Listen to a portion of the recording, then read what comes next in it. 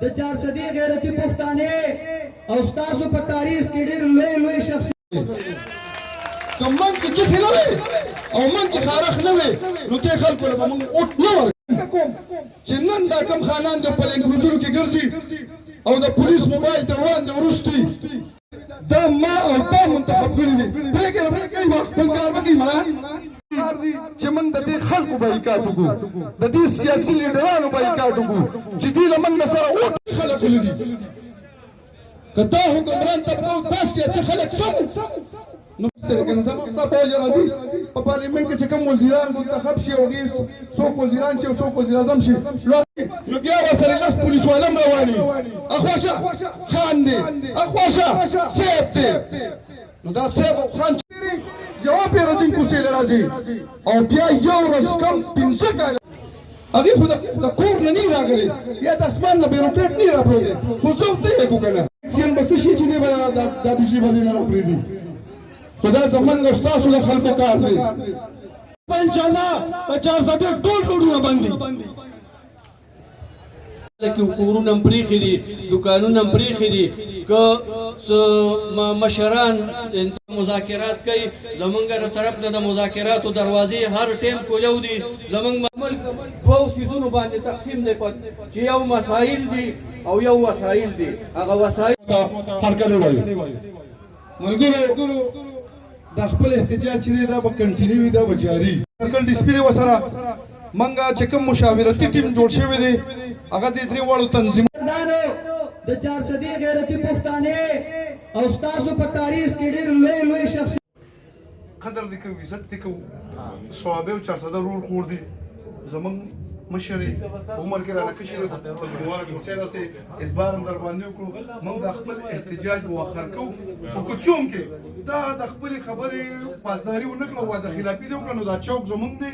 او نه به راځي نه به زما د کلیوال د وابلې د یونین چیرمنانو د عملګردن نه به راځي بس دلته بناسو بس هم د غاصب مخه ډنګ کو نو دکان کې کو په چوک کې وکړو به دا پاینل خبره پاینل شو خو ماته دی وای چې دی به د پرمټ مطابق ما ختمه کوی نه کوم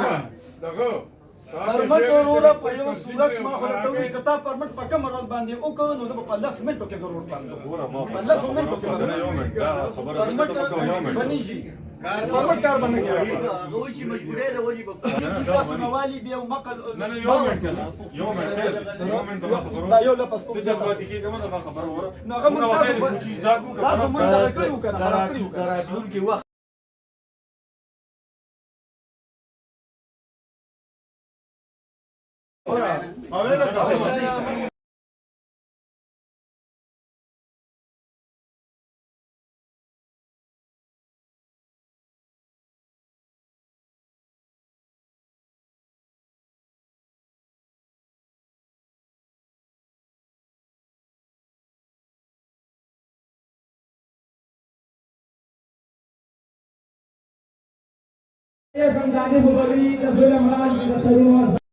هغه بل په بخو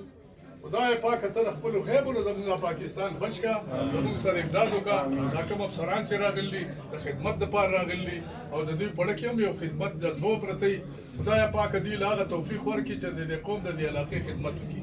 پروردګار زموږ د ټولو راضي شي الى اولاد بنا داس راضي شي بیا ناراضه مشي ربنا اتنا في الدنيا حسنه وفي الاخره حسنه وقنا عذاب النار وادخلنا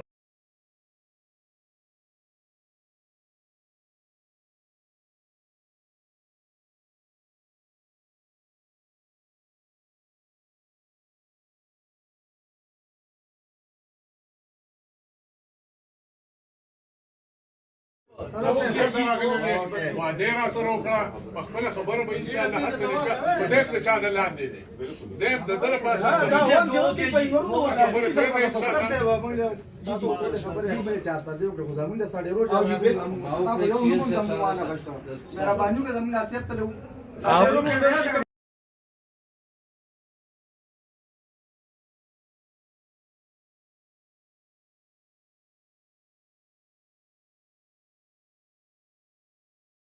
سره راوتی دي